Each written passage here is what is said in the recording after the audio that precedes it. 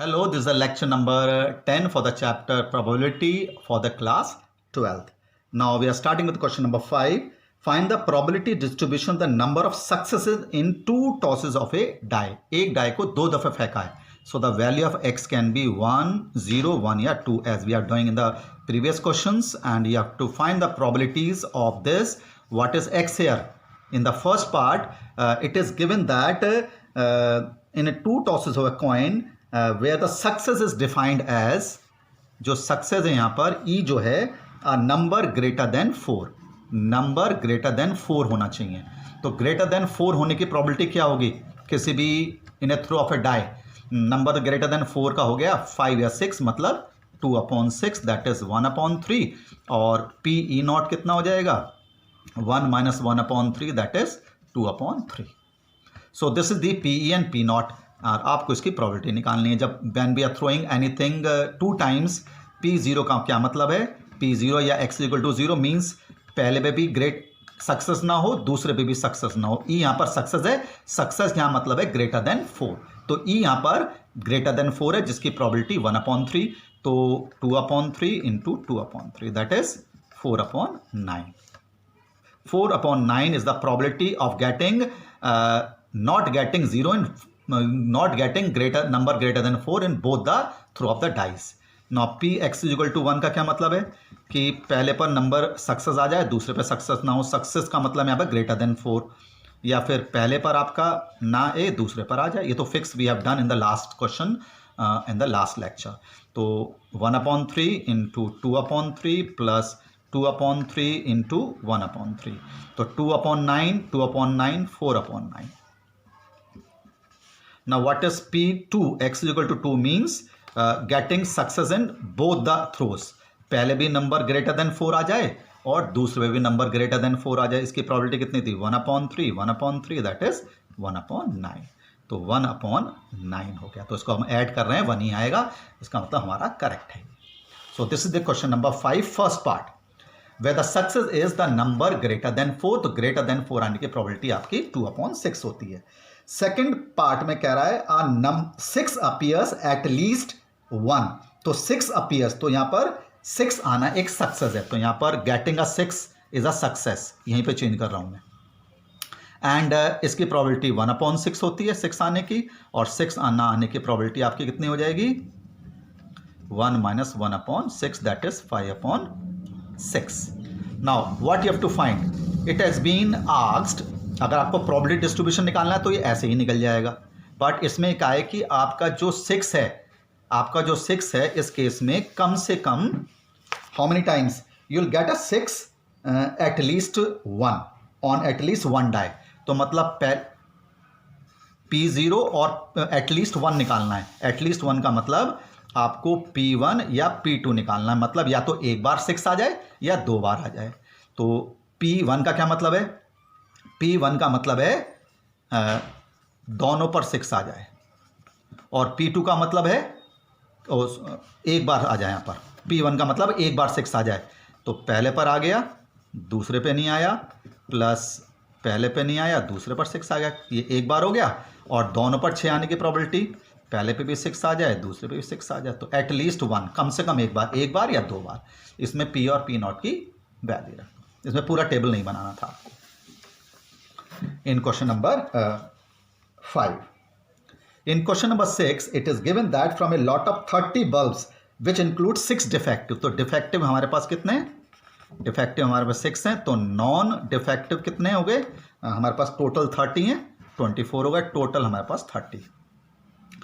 A sample of 4 bulb is drawn with a replacement. Replace करके हमने 4 निकाले. Replace. Find the probability distribution of number of defective. तो ई यहां पर हमारा डिफेक्टिव होना है. ई यहां पर डिफेक्टिव. तो डिफेक्टिव होने की प्रोबेबिलिटी हो गई 6/30 दैट इज 1/5. डिफेक्टिव ना होने की प्रोबेबिलिटी कितनी हो जाएगी? 1 - 1/5 that is 4/5. And you have to find the probability distribution of the number of defective. तो x की वैल्यू 0, 1, 2, 3 या 4 हो सकती है, क्योंकि 4 बल्ब हम निकाल लेंगे. 0 डिफेक्टिव हो सकता है, 1 हो सकता है, 2 हो सकता है, या 3 हो सकता है, या 4 हो सकते हैं. इसकी प्रोबेबिलिटी डिस्ट्रीब्यूशन निकालना है। And this we have done in question number 4 third part. उसमें ई, पी ई और पी नॉट डिफरेंट है, अगर करने का तरीका सेम है। जैसे हमने P0 निकालना है तो मतलब पहले पे भी सक्सेस ना हो, दूसरे पे भी सक्सेस ना हो, तीसरे पे भी सक्सेस ना हो और चौथे पे भी सक्सेस ना हो, मतलब चारों पर आपका डिफेक्टिव ना आए। तो कितना है यहाँ पर 4/5 इंटू 4/5 इंटू 4/5 इंटू 4/5, तो जो भी है यहाँ पर 256/625 आ जाएगा आपका। P1 का क्या मतलब है, यहाँ पर निकाल के रखना है। P1 का मतलब है 4 में से 1 पर सक्सेस आ जाए, तो P1 हो गया पहले पर आ गया, दूसरे पे नहीं आया, तीसरे पे नहीं आया, चौथे पे नहीं आया। तो इसमें 4 केसेस बनेंगे, पहले पे नहीं आया, दूसरे पे आ गया, तीसरे पे you are not getting, fourth we are not getting, या फिर फर्स्ट पे नहीं आया, second we are not getting, and third we are getting, and fourth we are not getting. And in the fourth case हमारे पास first में भी नहीं आया, थर्ड में भी नहीं, सेकंड में भी नहीं आया, थर्ड में भी नहीं आया और फोर्थ में आ गया। तो आपके 4 केसेस है as we have done in question number 4 fourth part. इस तरह से आप P2, P3, P4 निकालिए। Only the value of PE and P not is changing, केवल PE और P नॉट ही चेंज हो रहा है, ठीक है। In question number question number 7, a coin is tossed so that head is 3 likely to be occur as tail. Tail, head की probability tail से 3 टाइम्स दे रखी है। हेड की प्रोबेबिलिटी टेल से 3 टाइम्स दे रखी है।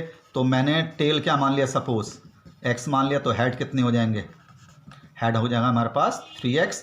तो what is the probability of head, head आने की प्रोबेबिलिटी हो जाएगी 3x upon total x plus 3x that is 1/4, और टेल आने की प्रोबेबिलिटी हो जाएगी that is 3x upon that is 3/4, और टेल आने की probability x upon x plus 3x that is 1/4। वो सीधे से दे रखा है, टेल आने की प्रोबेबिलिटी अगर 1/4 है तो हेड आने की 3/4 हो जाएगी। ये हमने प्रोबेबिलिटी निकाल ली।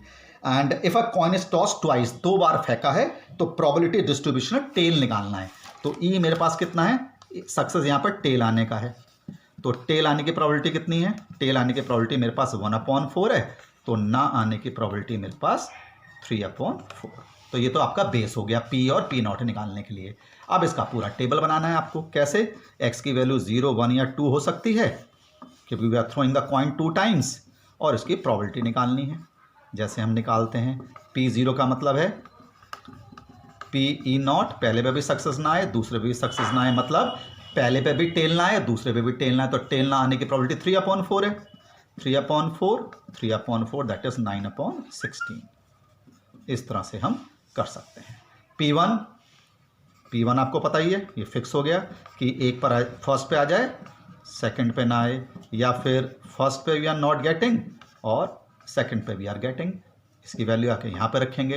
एंड P2 का मतलब है पहले पे भी सक्सेस आ जाए और दूसरे पे भी सक्सेस आ जाए। सक्सेस यहाँ पे टेल आना है, टेल की प्रोबेबिलिटी 1/4, तो 1/4 इंटू 1/4 1/16, इस तरह से आ जाएगा ये, ठीक है, लाइक दिस। ये 1/9/16 है। तो like this you can draw the probability distribution. Now in question number 8 our table is given that is x, और उसकी प्रोबेबिलिटी हमें गिवन है इस तरह से। The value of x is 0, 1, 2, 3, 4, 5, 6, 7, और इनकी प्रोबेबिलिटीज दे रखी है 0k, 2k, 2k, 3k, k square, 2k square and 7k square plus k, ठीक है। आपको इसमें फर्स्ट पार्ट में k की वैल्यू निकालनी है, you have to find the value of k। तो k की वैल्यू कैसे आ जाएगी, because the sum of probability, ये सब प्रोबेबिलिटी का सम 1 के इक्वल होता है, तो इन सबको ऐड करके k के इक्वल लिख दीजिए, 1 के, तो 0 plus k plus 2k plus 3k plus k square plus 2k square plus 7k square plus k is equal to 1 के इक्वल लग दिया हमने। हमारे पास इसमें k की वैल्यू आ जाएगी, 2 वैल्यूज आएंगी k की, नेगेटिव को नेगलेक्ट कर देंगे। तो ये तो आपका फर्स्ट पार्ट हो गया to find the value of k। अब यहाँ पर आपको सेकंड पार्ट में x लेस देन 3 निकालना है कि x की वैल्यू लेस देन 3। तो लेस देन 3 में 0, 1 या 2 हो सकता है, मतलब 0 प्लस k प्लस 2k की वैल्यू निकालनी है 3k। तो जो k निकल के आएगा फर्स्ट पार्ट में यहाँ रख देंगे। नेक्स्ट पार्ट में आपको x ग्रेटर देन 6 निकालना है, मतलब p7 प्लस p7 निकालना है ग्रेटर देन 6। तो p7 का मतलब 7k स्क्वायर प्लस k, ये निकालना है केवल आपको, ठीक है, ग्रेटर देन 6। k की वैल्यू आपने निकाल ली, लिख दीजिए। नेक्स्ट पार्ट में कह रहा है आपको x greater than 0 less than 3। तो 0 से 1 लेस देन 3, तो p1 प्लस p2 निकालना है आपको, p1 प्लस p2। तो p1 कितना है k और p2 कितना है 2k, मतलब 3k निकालना है। k हमने निकाल लिया ऑलरेडी, इसमें आप k की वैल्यू रिप्लेस कर दीजिए। This is the question number 8। Similar is the question number 9. You can do yourself. Okay. Now in question number 10, see it very carefully. Find the mean of heads in 3 tosses of a coin. Mean निकालना है 3 tosses of a coin का। तो 0, 1, 2 या 3 हो सकता है। और success यहाँ क्या है, हेड आना एक सक्सेस है, तो इसकी प्रोबेबिलिटी निकालेंगे, फिर उसका मीन निकाल लेंगे। मीन का फॉर्मूला मैंने आपको बताया ही है। ई क्या है यहाँ पर, ई यहाँ पर है हेड आना, तो हेड आने की प्रोबेबिलिटी है 1/2 और हेड ना आने की प्रोबेबिलिटी आपकी भी 1/2 है। तो P0 का मतलब हम पहले से ही कर चुके हैं, पहले पे भी हेड ना आए, दूसरे पे भी हेड ना आए और तीसरे पे भी हेड ना आए। तो 1/2 इंटू 1/2 इंटू 1/2 1/8 आ गए, 1/8।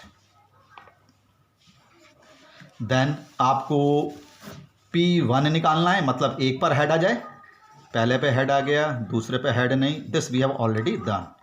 प्लस फर्स्ट पर we are not getting head, second पर हेड आ जाए, तीसरे पर हेड ना आए, या तीसरा केस हो गया, पहले पर हेड ना आए, दूसरे पर हेड ना आए और तीसरे पर हेड आ जाए। तो 1/2 इंटू 1/2 इंटू 1/2 1/8, ये भी 1/8 आएगा, ये भी 1/8 आएगा, 3/8 हो गया, ये आ गया हमारे पास 3/8। ऐसे ही P2 we have already done. P2 का मतलब out of 3 we should have 2 heads, तो पहले पर हेड हो सकता है, दूसरे पर हेड, तीसरे पर हेड ना हो, या फिर फर्स्ट पर हेड, दूसरे पर हेड ना हो, तीसरे पर हेड हो जाए, या फिर पहले पर हेड ना हो, लास्ट 2 पर हेड हो जाए। We have already done this. तो दिस इज 1/2 1/2 टू 1/2 1/8, ये भी 1/8, ये भी 1/8, तो ये भी 3/8 आ जाएगा। और P3 का मतलब है तीनों पे ही हेड आ जाए, पहले पे भी हेड, दूसरे पे भी हेड और तीसरे पे भी हेड, 1/8 आ जाएगा, 1/2 1/2 1/2। ये this we have already done. यहाँ पे तो हमें मीन निकालना है। मीन को हम ऐसे भी लिख सकते हैं, एक्सपेक्टेड वैल्यू भी बोलते हैं, एक्सपेक्टेड वैल्यू ऑफ एक्स, उसका भी मतलब मीन है, म्यू का मतलब भी मीन है, एक्सपेक्टेड वैल्यू का मतलब भी मीन है। तो मीन निकालने का फॉर्मूला क्या बताया था मैंने, ये था समेशन xi इंटू पी और xi के प्रोडक्ट का सम। फिर मैंने वेरिएंस का फॉर्मूला बताया था, सपोज आपको वेरिएंस पूछा जाए तो बताया था मैंने समेशन xi स्क्वायर के प्रोडक्ट p से में से उसका मीन का स्क्वायर माइनस कर देते हैं, अगर आपको वेरिएंस निकालना है। और स्टैंडर्ड डेविएशन जो होता है वेरिएंस का स्क्वायर रूट होता है। तो मीन एंड वेरिएंस, तो you have to find the mean. तो मीन को आपको p इंटू एक्स करना है, केवल मल्टीप्लाई करना है, 0 into 1/8 0, 1 into 3/8 3/8, 2 into 3/8 6/8 and 3 into 3/8, इसका सम आपका मीन हो जाएगा, xi इंटू पी एक्स का सम। तो ऐड कर लीजिए, 9 12/8, 12/8 हो गया, 12/8 मतलब 3/2, ये इसका मीन हो गया। मान लिया आपको वेरिएंस निकालना होता, आगे वाले क्वेश्चंस में आएगा, तो पहले आप क्या करेंगे, एक्स स्क्वायर करेंगे, एक्स का स्क्वायर, और फिर एक्स स्क्वायर को p से मल्टीप्लाई करेंगे। तो एक्स का स्क्वायर कितना हो गया, 0 1 4 9, और फिर इसको आप p से मल्टीप्लाई करेंगे, 0 आएगा, 1 into 3/8, 4 into 3/8 that is 12/8 and 9 into 1/8 9/8, इसका सम निकाल लीजिए, क्योंकि एक्स स्क्वायर इंटू सम 15 और 9 24/8 दैट इज 3। तो x square into P x का सम हमारा 3 आ रहा है। तो अगर ये निकालना है तो 3 माइनस मीन का स्क्वायर, तो मीन कितना था 3/2 था, ये स्क्वायर माइनस कर लीजिए. This is how you can easily find the mean and variance of any random probability distribution table. Expected value हो या EX हो या मी हो, इसका मतलब सेम है. तो टेबल बनाना है probability distribution. After that you can easily find the mean and the variance. इस तरह से मीन और वेरिएंस आप पता कर सकते हैं. This is the question number 10 of this exercise number 4 of your NCERT book. Now in question number 11, 2 dice are thrown simultaneously. X denotes the number of 6. तो यहाँ पर 6 आने की probability है, तो 6 आने की probability कितनी होती है 1/6. 6 ना आने की probability कितनी हो जाएगी, 1 में से ये माइनस करा 5/6. और इसका एक्सपेक्टेड वैल्यू ऑफ x निकालना है, मतलब x और इसकी probability. और हमारे पास क्या हो सकता है, ये टेबल बनाएंगे. x की वैल्यू क्या हो सकती है 0, 1 या 2, क्योंकि 2 बार फेंका है. p 0 का मतलब वही हो गया, पहले पे भी नहीं आए दूसरे पे भी नहीं आए, तो मतलब 5/6 इंटू 5/6, तो 25/6 हो गया, 36 सॉरी. p 1 का मतलब है 2 बार ही फेंका है. p 1 का मतलब है पहले पर आ जाए दूसरे पर 6 ना आए, या फिर फर्स्ट पर ना आए सेकंड पर आ जाए.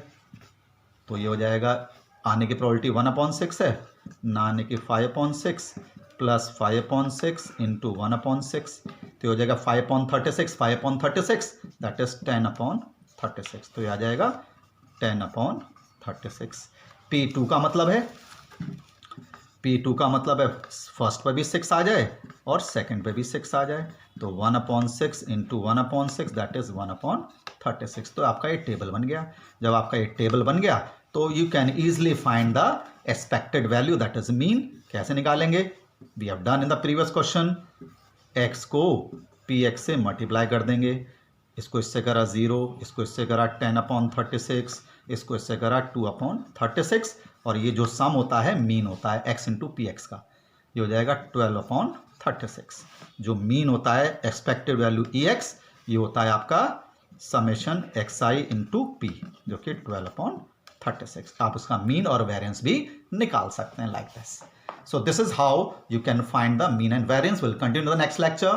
Thank you.